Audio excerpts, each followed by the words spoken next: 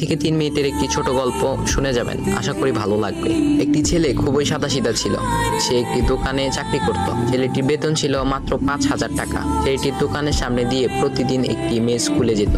মেয়েটি প্রতিদিন বোরকা পরে যেত, কিন্তু প্রায়ই মুখটা খোলা থাকতো। একদিন হঠাৎ করে ছেলেটির নজর পড়লো মেয়েটির দিকে। এভাবে বেশ কয়েকদিন যাবার পর মেয়েটি বুঝতে পারলো ছেলেটি তাকে লক্ষ্য করে। মেয়েটিও বাঁকা চোখে ছেলেটির দিকে তাকাতে শুরু করলো। ছেলেটি মেয়ের চলাফেরা দেখে মুগ্ধ হলো। আফসোস করতে লাগলো, ইস, যদি আমিও আজ পড়াশোনা করতে পারতাম, তাহলে সাহস করে মেয়েটির সাথে কথা বলতে পারতাম। মেয়েটি বুঝতে পারলো ছেলেটি তাকে ভীষণ পছন্দ করে। তাই একদিন মেয়েটি ছেলেটির দোকানের পাশে দাঁড়িয়ে রইল।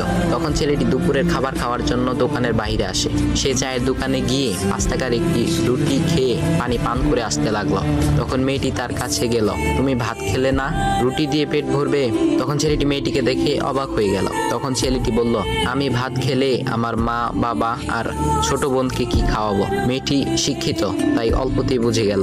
সে হাত ধরে বলতে লাগলো, তাহলে তুমি যে আমাকে পছন্দ করো, আমাকে কি খাওয়াবে? তখন ছেলেটি বলল, আমি তো তোমাকে আপন করে পাওয়ার জন্য দেখি না, কারণ সে যোগ্যতা আমার নেই। তবে এটা সত্যি যে তোমাকে দেখলে আমার খুব ভালো লাগে, তাই দেখি।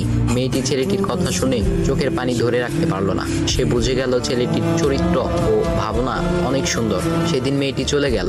বাসায় গিয়ে রাত্রিবেলা মেয়েটি অসুস্থ হয়ে পড়ল। পরে তাকে ডাক্তারের কাছে নিয়ে আসা হলো। বলা হলো মেয়েটার 2টি কিডনি নষ্ট হয়ে গেছে। তখন মেয়ের বাবা ফোন করলো তার বন্ধুর ছেলেকে, যার সাথে বিয়ে দেওয়ার জন্য সে পাগল। কিন্তু মেয়েটি তার বাবার পছন্দের ছেলেকে বিয়ে করতে রাজি না, কারণ সে ছেলেটি টাকা থাকলেও কি হবে, তার চরিত্র খারাপ, সে লোভী। এদিকে মেয়েটির কোনো লোভ ছিল না। যাই হোক, হবু জামাই আসার পর তাকে সব খুলে বলল, তোমার থেকে একটি কিডনি খুলে আমার মেয়েকে দাও। তুমি তো বলছো আমার মেয়েকে তুমি অনেক ভালোবাসো, তাকে পেলে তুমি ভালো হয়ে যাবে, তাহলে আজ পরীক্ষা দাও। তখন ছেলেটি বলল, আমি আপনার রোগা মেয়েকে বিয়ে করতে পারবো না। আমার কি সুস্থ মেয়ের অভাব নাকি? এ বলে সে চলে গেল। বাবা